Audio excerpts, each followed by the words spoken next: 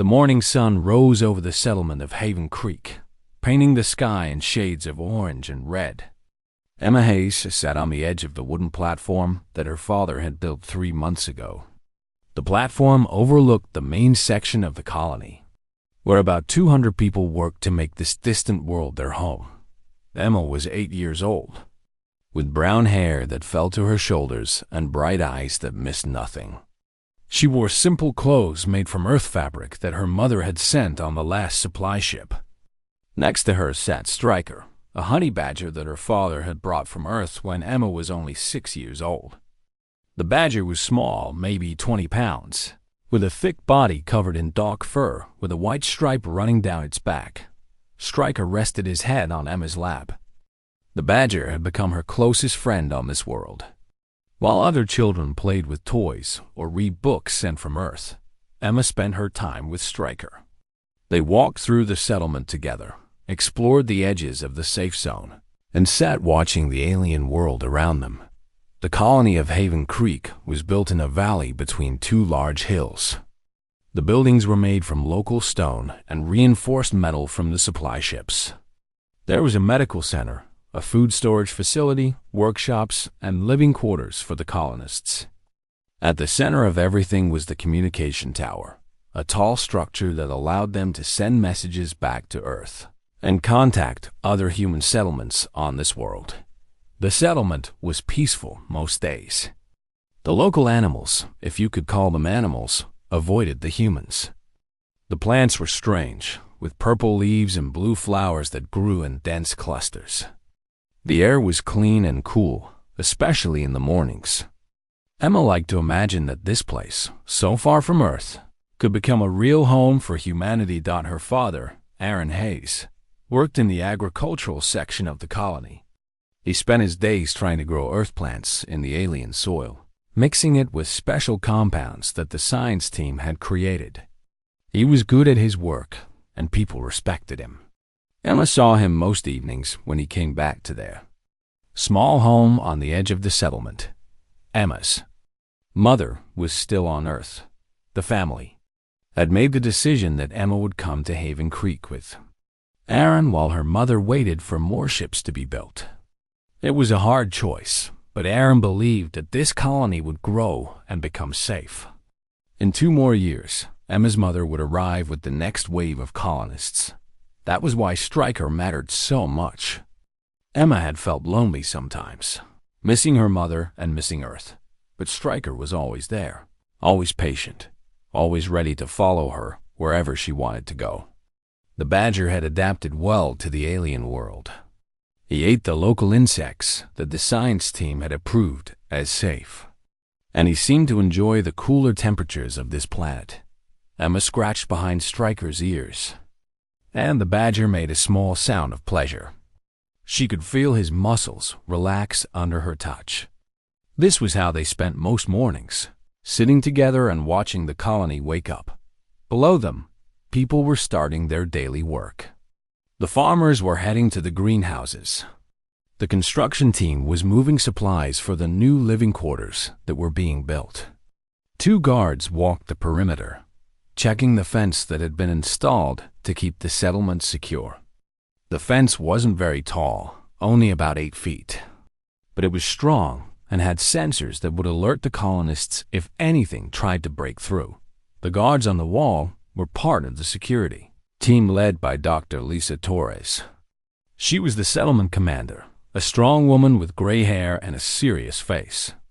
She had been a military officer on Earth before volunteering to lead the colonists here. Torres believed that while the world seemed peaceful, it was important to stay careful. She had implemented strict safety rules about how far colonists could travel from the settlement, and when they needed to return. Emma understood the rules. She knew that she could not go beyond the marked safe zone without an adult. She knew that sunset meant she needed to be back inside the fence. She followed these rules because her father had explained that they existed to protect her.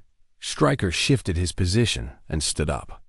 The badger stretched, his back legs extending out behind him, then turned to look at Emma. The animal's small eyes were alert and intelligent. Stryker was not a normal badger, Emma sometimes thought. He seemed to understand things more than other animals did. Maybe it was because he had come from Earth, or maybe it was just his nature. Either way, Emma trusted him completely. They stood together and made their way down from the platform. Emma moved slowly, letting Stryker set the pace. The badger moved with the kind of confidence that comes from knowing his surroundings well. They walked past the main buildings, past the water processing station where Luke Patterson was working on the filters, past the kitchen where Martha Chan was preparing the noon meal for the workers. The morning work was in full progress. Humans moved across the settlement with purpose, building their new home one day at a time. Nobody paid special attention to the girl and her badger. Emma was a familiar sight, and Stryker had earned the respect of the colonists through his calm behavior and obvious intelligence. By mid-morning, Emma and Stryker had made their way to the edge of the safe zone. There was a small garden area where Aaron had been experimenting with earth vegetables. Emma liked to check on the progress. Today, she could see that the tomato plants were growing well, their green leaves spreading out in the alien sunshine. The potatoes were developing under the soil, and the carrots were showing their orange tops. Emma sat down between the rows of plants, and Stryker lay down beside her again. They were completely comfortable in this routine. This was their world now, and they had made a place for themselves in it. Neither of them heard the sound at first. It was a low rumbling from the direction of the canyons that lay beyond the western hills. Neither Emma nor Stryker paid it much attention. The world made strange sounds sometimes, but back at the communication tower, Scout Marcus Reeves was monitoring the sensors. He had detected movement in the canyon system about 3 miles beyond the settlement. The sensors showed large shapes, many of them, moving in a pattern that suggested purpose and organization. Scout Reeves immediately reported to Dr. Lisa Torres. The movement in the canyons was unusual. They had not seen large creature groups in this sector for over a month. Torres ordered an increased alert status and sent more scouts to investigate. She also issued a notice that all colonists should remain inside the fence until further notice. The message would reach Aaron Hayes within the hour. For now, Emma and Stryker remained in the garden, unaware that something significant had changed. The peaceful morning was ending. The day that would change everything for Haven Creek was only beginning. The Vextari pack had been tracking the human settlement for 2 days. There were 9 of them, a hunting group under the leadership of Korth, the largest and most experienced predator. Korth had lived for 17 cycles and had killed more prey than any other Vextari in the region. The Vextari were apex predators on this world. They stood 7 feet tall on their hind legs, with muscular bodies covered in gray-green skin that blended into the canyon rock. They had 4 arms, 2 that were stronger and used for killing, and 2 smaller ones that could handle food and objects. Their heads were long and narrow, with teeth that were designed to tear flesh quickly. Their eyes were large and could see in complete darkness. Every part of their body was built for hunting and killing.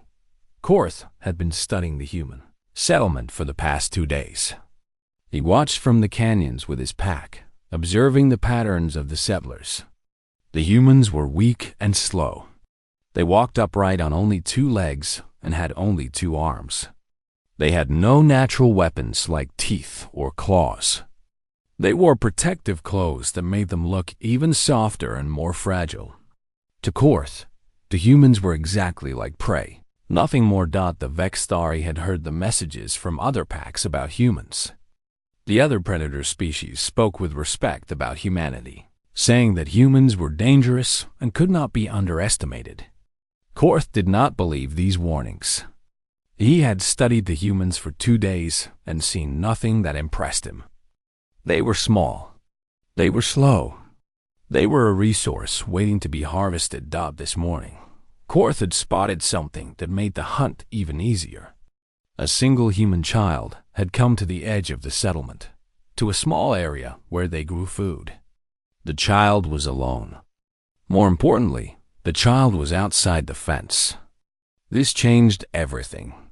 An isolated human, especially a young one, was the easiest kind of prey. Korth had called his pack to prepare. They moved through the canyon silently, using their knowledge of the terrain to stay out of sight of the settlement's sensors. The humans had sensors, Korth knew, but the sensors were not very good. The Vexthari had learned to move between the areas where the sensor coverage was weak.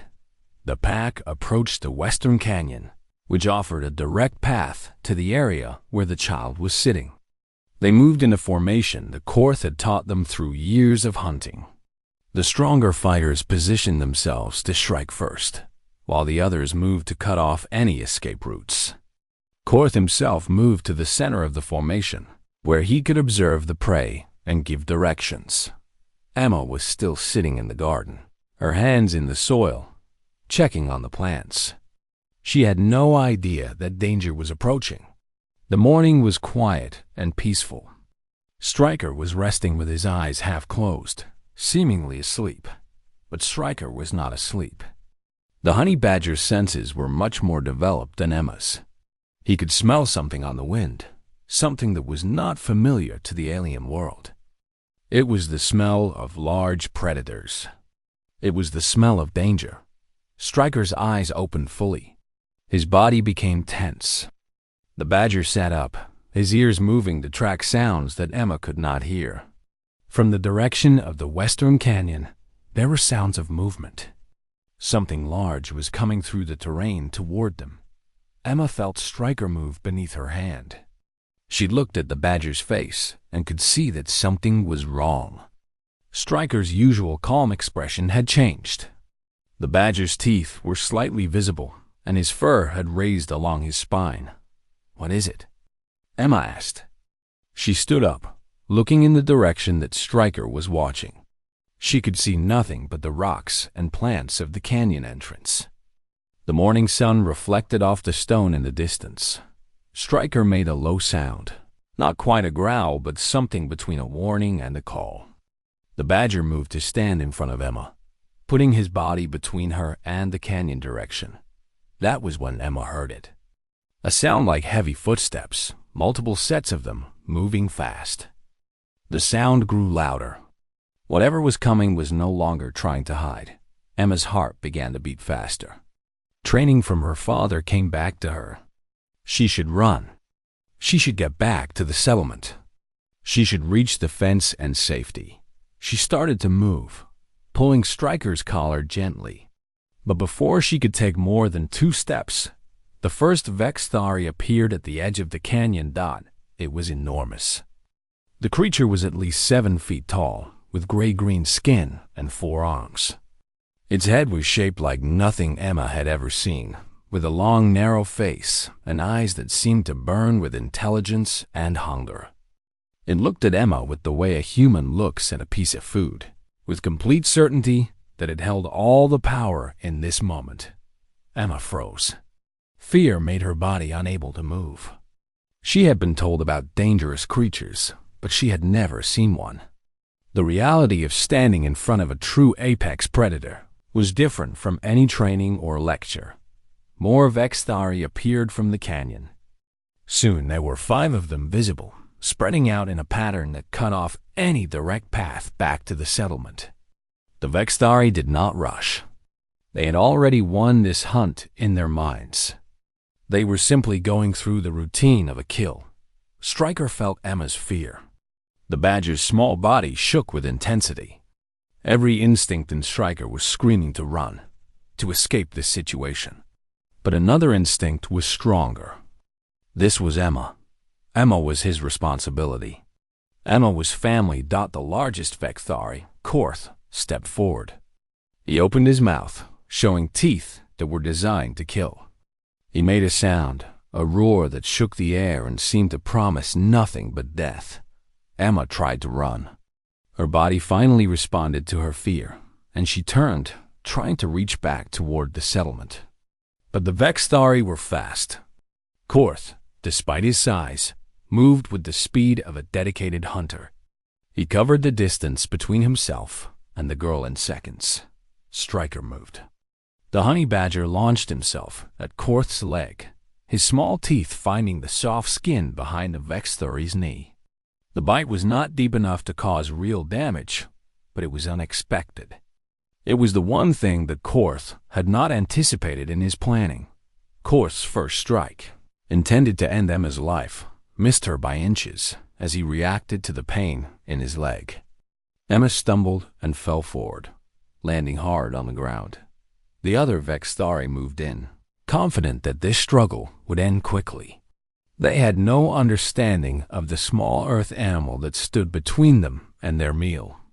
To them, Stryker was an insignificant annoyance, something to be brushed aside and killed without thought.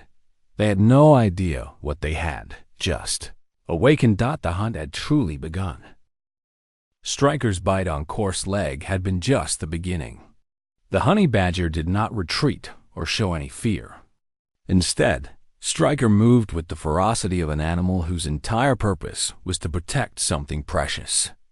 The badger was small, barely 2% the size of the Vexthari, but he fought with the intensity of something 10 times his weight. Korth tried to shake Stryker off his leg, but the badger had locked his jaws onto the Vexthari's skin. Instead of trying to cause deep damage, Stryker held on with the simple goal of keeping the predator off balance.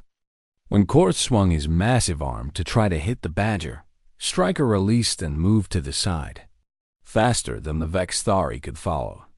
Emma pushed herself up from the ground, her breath coming in short gasps.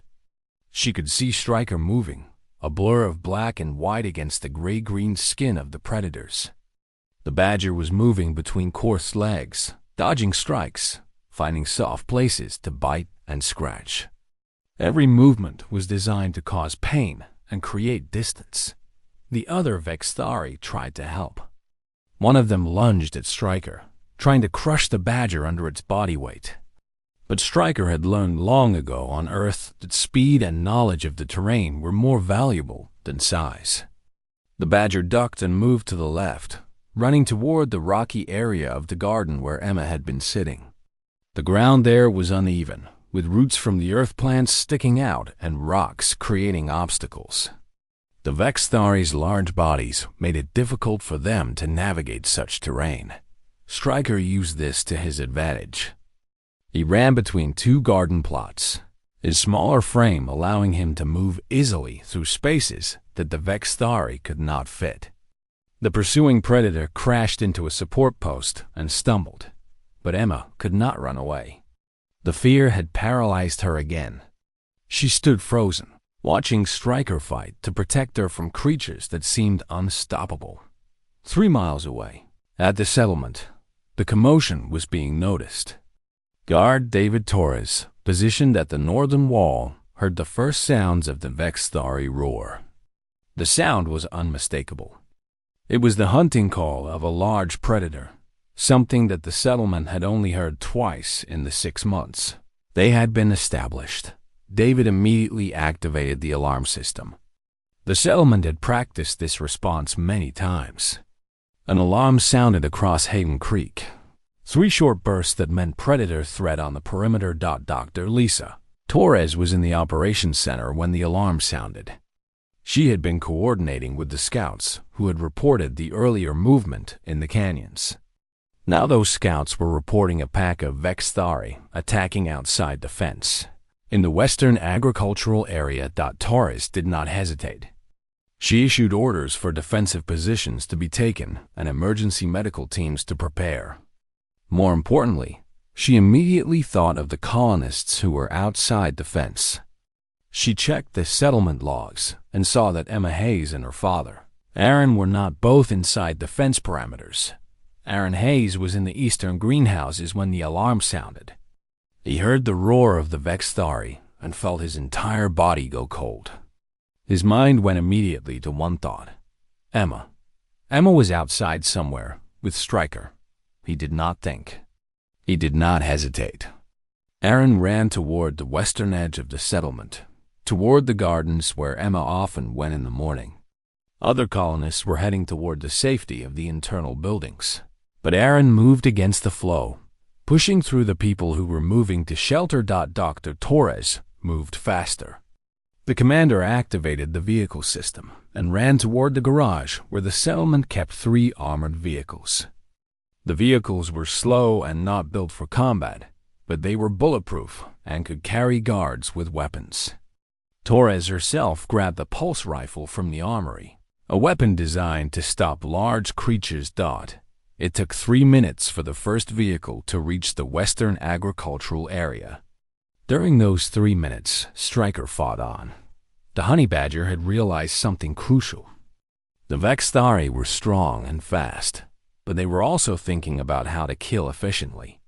They expected their prey to run in straight lines or try to fight back with strength. They did not expect a creature to fight with pure survival instinct and tactical awareness.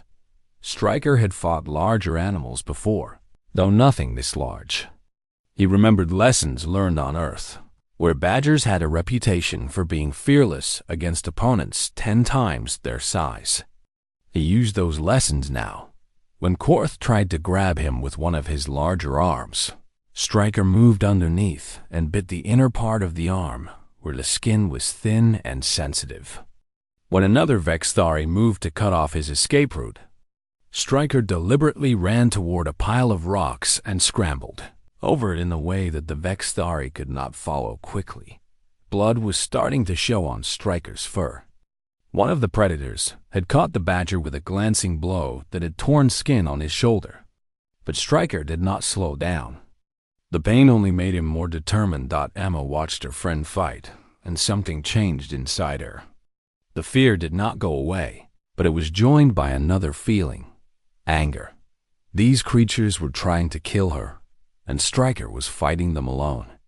She needed to do something. Emma ran, not away from the fight, but toward the settlement. She ran as fast as her legs could carry her, screaming at the top of her lungs. She was making noise, creating chaos, doing the only thing she could do to help Stryker. The Vextari started to pursue. Korth turned to chase the fleeing child, but Stryker was there again, biting, scratching, never giving the predator a moment of peace. The badger was not trying to kill the Vextari. That was impossible. Instead, Stryker was fighting to buy time, to distract, to keep the predators focused on him, instead of on Emma. Then the vehicle appeared. The armored carrier came over the western hill. Moving as fast as it could, Dr. Torres was in the turret, aiming the pulse rifle at the Vextari pack. Guard Harrison Lopez was operating the vehicle, driving it directly toward the predators. When the Vextari saw the vehicle, something shifted in their understanding. This was not a soft, weak human settlement. There were weapons. There were defenses. The easy hunt they had anticipated was becoming something else. Korth roared an order to the pack. The Vextari began to move back toward the canyons, still aggressive, but no longer certain of victory. Torres fired the pulse rifle. The beam of energy struck one of the retreating Vextari in the shoulder, causing the creature to stumble. The Vextari roared in pain and fear. More guards were appearing on the fence now, armed with their own weapons. The settlement was now responding with force, and the Vextari were learning that the humans were not what they had been told. But in those final moments before the predators fully retreated, something remarkable happened. Stryker, exhausted and bleeding but still standing, made one final charge at Korth. The badger was completely out of energy, but he did it anyway. He bit the Vextari's leg one more time, holding on as the large predator tried to drag itself back toward the canyon. Then Korth ran. The entire pack followed, retreating into the canyons and away from the settlement. The hunt was over. Stryker fell where he stood, his body finally giving out. Emma reached him seconds later, running back from where she had reached the fence. She dropped to her knees beside the badger, cradling his small body in her arms. Aaron Hayes arrived at that moment, his face covered in sweat from running. He fell to his knees beside his daughter and his daughter's friend. Dr. Torres and the guards secured the area, making sure the Vexthari were truly gone. Stryker was still breathing, but barely.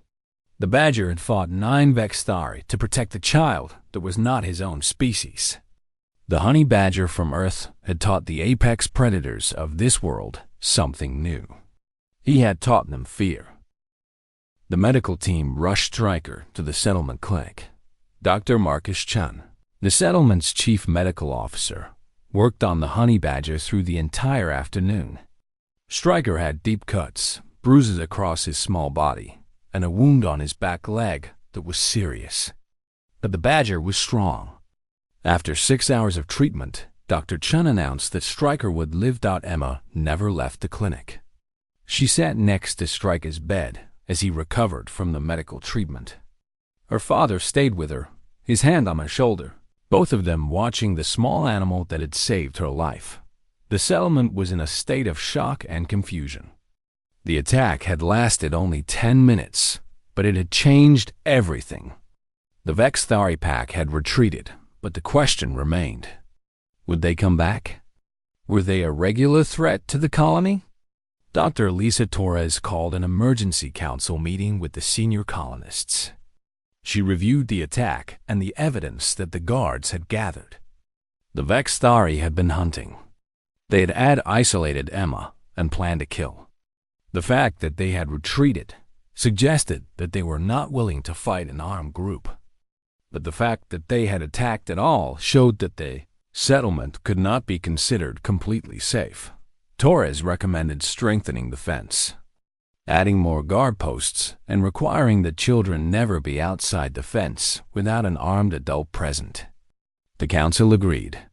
The peaceful settlement of Haven Creek was learning that this world had dangers that required careful management, but something else was happening that would prove far more important.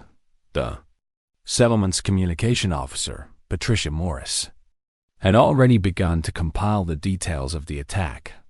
By evening of the same day, she had put together a full report and sent it through the colony's communication network to the other human settlements on the world. The story traveled quickly. A small honey badger from Earth had fought off a Vexthari hunting pack to protect a human child.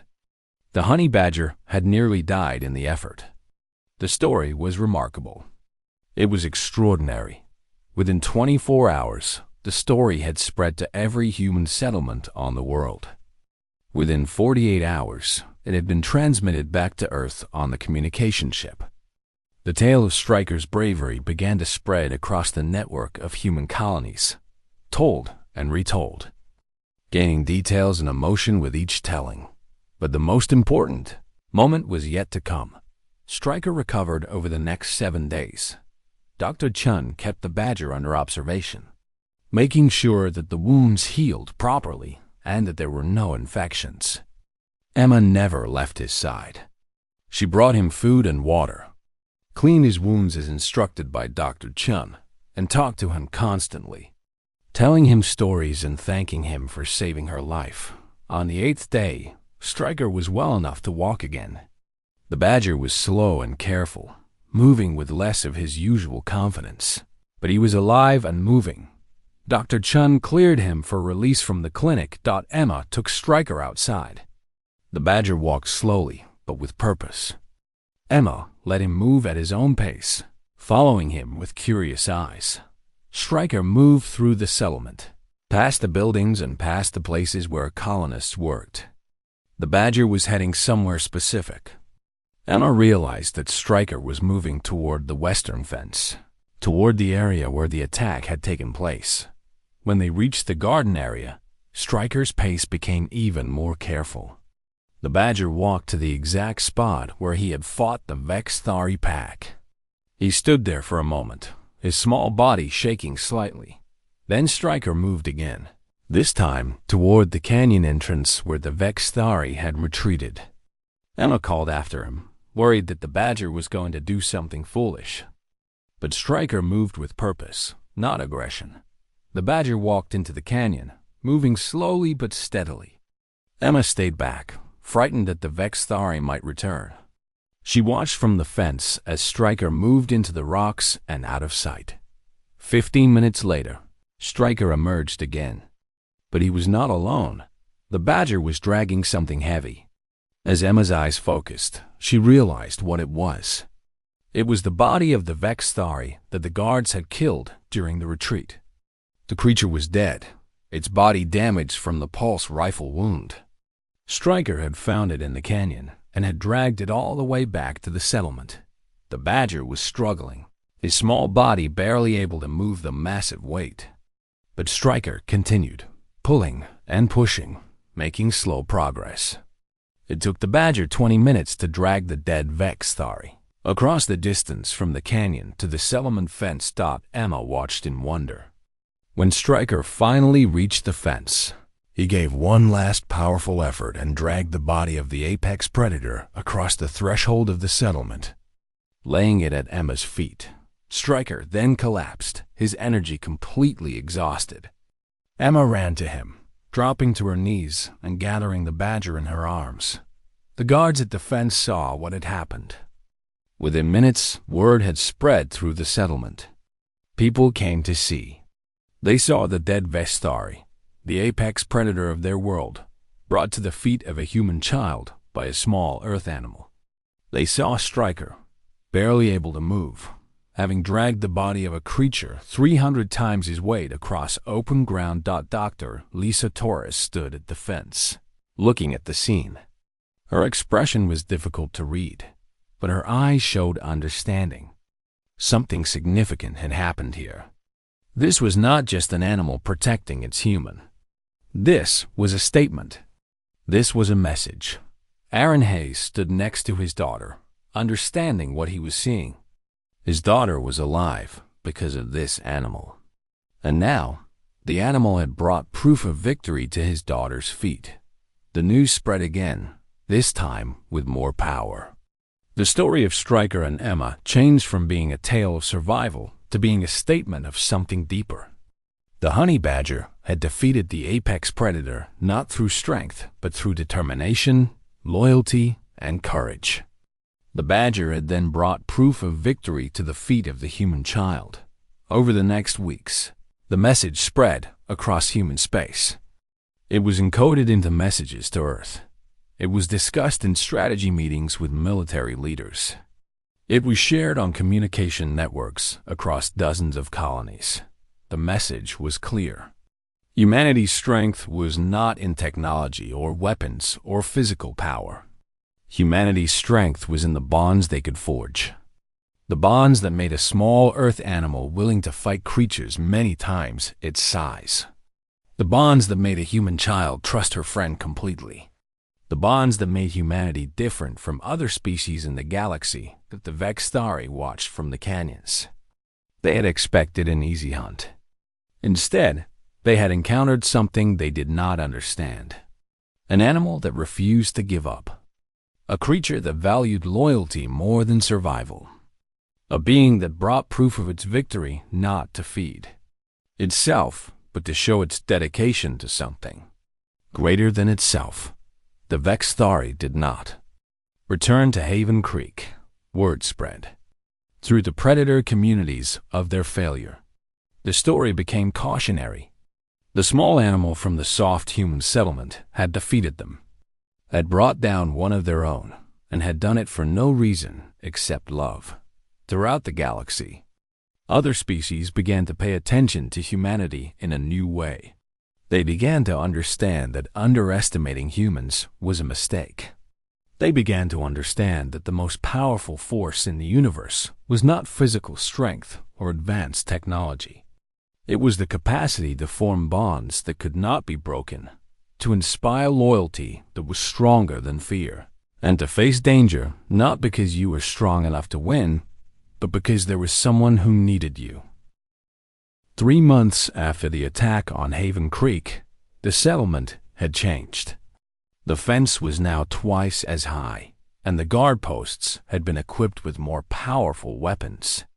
More importantly, the settlement had grown. 3 new families had arrived from Earth, all of them wanting to live in the place where Stryker had made his stand. Emma and Stryker spent their days much as they had before. But the world around them was different now. The honey badger was a celebrity among the human colonists. Children asked to pet him. Adults wanted to hear the story directly from Emma. The clinic had received requests from other settlements to share detailed information about Stryker's wounds and recovery.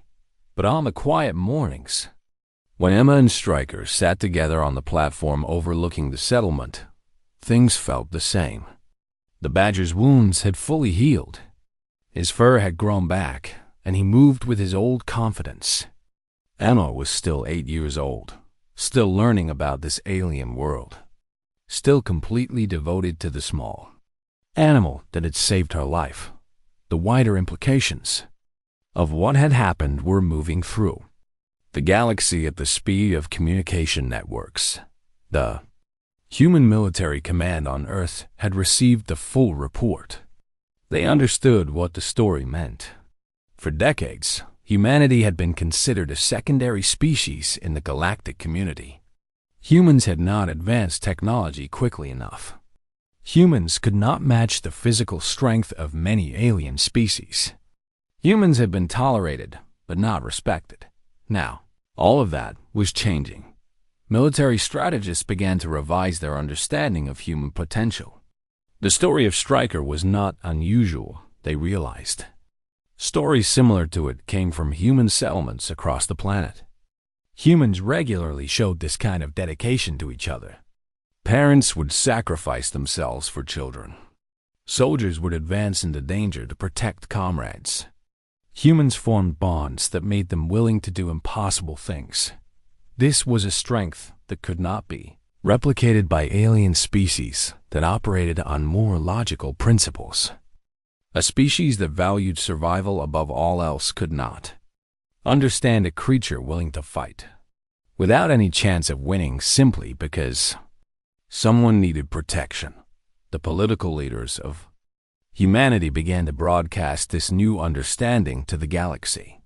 They released the story of Emma and Stryker as an official statement about human nature. They explained that humanity's greatest strength was not weapons or technology. It was the capacity to care for each other so deeply that individuals would sacrifice everything. The response from the galactic community was surprising. The Vexthari sent a message that they would no longer hunt in the territory of the human colonies. They had faced the humans' true power, and they did not wish to face it again. Other predator species also began to adjust their behavior toward human settlements. The story had been a warning. The message had been received. But more importantly, other species began to view humanity differently. The crow, a species known for their technology and intellect, sent a message expressing admiration for human courage. The Orandus, a peaceful species that had been skeptical of human capabilities, began to consider human colonists as valuable partners for exploration. Trade negotiations with a dozen species improved immediately after the story spread. In just 3 months, humanity's position in the galaxy had fundamentally shifted. Dr. Lisa Torres received official recognition from the human government for her leadership during the crisis. She was promoted to colonial administrator for the entire planet. Under her leadership, more settlements were established, all of them following the safety protocols that had been developed after the attack. Aaron Hayes became a teacher of survival skills to new colonists. His experience during the attack and his understanding of the settlement's location and terrain made him valuable to the growing colony. He worked with groups of new arrivals, teaching them how to stay safe while also helping them understand the beauty and opportunity of this alien world. Emma continued to go to school with other children, but she was also learning directly from her father and from Dr. Chan. The experience of the attack had changed her, but not in the way that adults might have expected. Emma was not traumatized. Instead, she had become more confident. She had faced true danger and had lived. More importantly, she understood the absolute reality of what it meant to have someone who would risk everything to protect you. This knowledge gave Emma a kind of peace that most people never find. Stryker lived out his life in Haven Creek.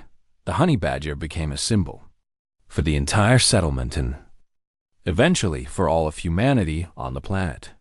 His story was told in schools. Children learned about the small Earth animal who had faced the apex predators of an alien world.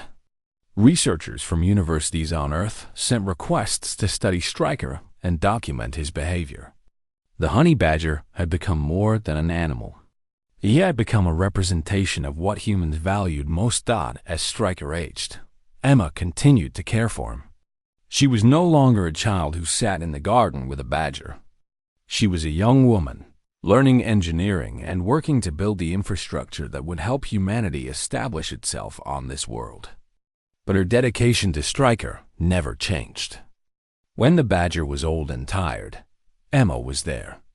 When Stryker's time finally came to an end, Emma was holding him, thanking him one final time for being her friend and her protector. The story of Emma and Stryker became part of human history. It was told to children growing up in colonies across multiple worlds. It was referenced in military academies as an example of the kind of thinking that made humanity strong. It was cited in diplomatic negotiations as an explanation of human culture and values. But the deepest impact of the story was felt in the relationships between humans. Children growing up after the time of the attack understood something about themselves that children born on Earth had never fully grasped. They understood that their species was defined by loyalty, by compassion, and by the willingness to sacrifice everything for those they cared about. The soldiers of the human military grew more cohesive because they understood that their commanders valued their lives and their brotherhood. The colonists worked together more effectively because they knew that each person was willing to put the group's welfare above their own. The entire human civilization shifted, even if only slightly, toward valuing loyalty and compassion as the highest human virtues. 5 years after the attack, representatives from a dozen alien species visited Haven Creek. They came to see the place where the story had occurred. They came to understand what humans were truly capable of. They walked through the settlement, spoke with the colonists, and tried to comprehend how a species with inferior physical abilities and less advanced technology had earned so much respect in such a short time. When asked about humanity's sudden rise in status, the alien representatives gave the same answer. It was not weapons or technology or intellect. It was the demonstration that humans valued things beyond mere survival. Humans valued loyalty. Humans valued love. Humans valued friendship and family, and the bonds that connected one being to another. This was something that could not be measured in power, ratings, or technological advancement. It was something that existed in the spaces between individuals. In the moment when a small Earth animal chose to fight creatures many times its size, and in the reaction of an entire species to that moment of loyalty, humanity had not become the strongest species in the galaxy through force. Humanity had become respected because it had shown the galaxy what true strength actually was. In the gardens of Haven Creek, new plants grew in the alien soil. The tomatoes were larger here than they were on Earth. The potatoes developed in unusual ways. The carrots adapted to the alien sun. But still, every morning and every evening, colonists would walk past these gardens and remember what had happened there. They remembered the small honey badger who had refused to give up. They remembered the child who had run to safety while her friend fought. They remembered the moment when proof of victory was laid at the feet of a human, not as a trophy of conquest, but as a final statement of love and loyalty. And they understood that this was what made them human, not their bodies or their minds or their weapons. It was their capacity to love so deeply that they would sacrifice everything. It was their ability to form bonds that transcended species and logic and the mere will to survive. The story of Emma and Stryker had changed the galaxy. But more importantly, it had reminded humanity of what it had always been. A species that stood together. A species that fought for those who could not fight for themselves. A species that found its greatest strength not in dominating others, but in caring for them. In the quiet of the mornings, when the alien sun rose over Haven Creek and the colony began its work, people still remembered. They remembered that somewhere in the depths of a place far from Earth, a small animal and a human child had shown the universe what loyalty truly meant. And the galaxy had been watching. The galaxy had been learning. And the galaxy would never forget.